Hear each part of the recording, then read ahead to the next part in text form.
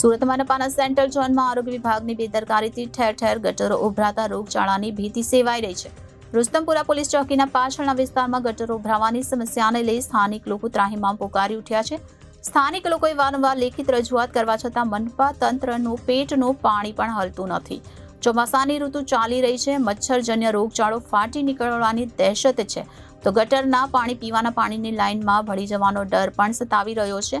તો મહાનગરપાલિકામાં વારંવાર રજૂઆત કરવા છતાં પણ કાર્યવાહી કરવામાં આવતી નથી. તો આરોગ્ય વિભાગ નિંદ્રામાં પોડી ગયું હોય તેમ લાગી રહ્યું છે.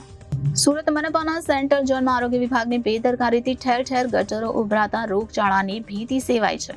લાખો રૂપિયાના ખર્ચે ભૂગર્ભ ગટરો નાખવામાં આવી હતી, પરંતુ ગટરોનું કામ વ્યવસ્થિત ન કરાતા ઠેર ઠેર ગટરોના પાણી રસ્તા પર ફેલાય છે. તેના કારણે મચ્છરોનો ભારે ઉપદ્રવ થતા રોગચાળાની ભીતિ સેવાઈ રહી છે. ગટરો ઉભરાવાના કારણે માથું ફાટી જાય તેવી ખરાબ વાસ આવે છે. રુસ્તમપુરા પોલીસ ચોકીના પાછળના વિસ્તારમાં ગટર ઉભરાવાની સમસ્યાને લઈ સ્થાનિક લોકો ત્રાહિમામ પોકારી ઉઠ્યા છે. સ્થાનિક લોકોએ વારંવાર લેખિત રજૂઆત કરવા છતાં મનપા તંત્રના પેટનું પાણી પણ હલતું નથી અને વારંવાર રજૂઆત કરવા છતાં પણ કોઈ નક્કર પરિણામ આવતું નથી.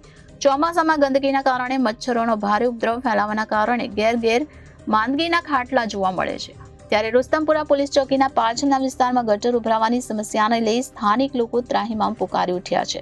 સ્થાનિક લોકોએ વારંવાર લેખિત રજૂઆત કરી છે, તેમ છતાં મનપા તંત્ર દ્વારા કોઈ કામગીરી કરવામાં આવતી નથી. તો ચોમાસાની ઋતુ ચાલી રહી છે અને મચ્છરજન્ય રોગચાળો ફાટી નીકળે તેવી દહેશત છે.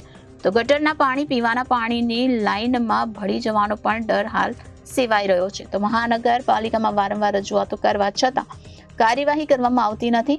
તો આરોગ્ય વિભાગ નિંદ્રામાં પોડી ગયું છે તેમ લાગી રહ્યું છે. Reporter Hitesh Prajapati, Janadesh news, Surat.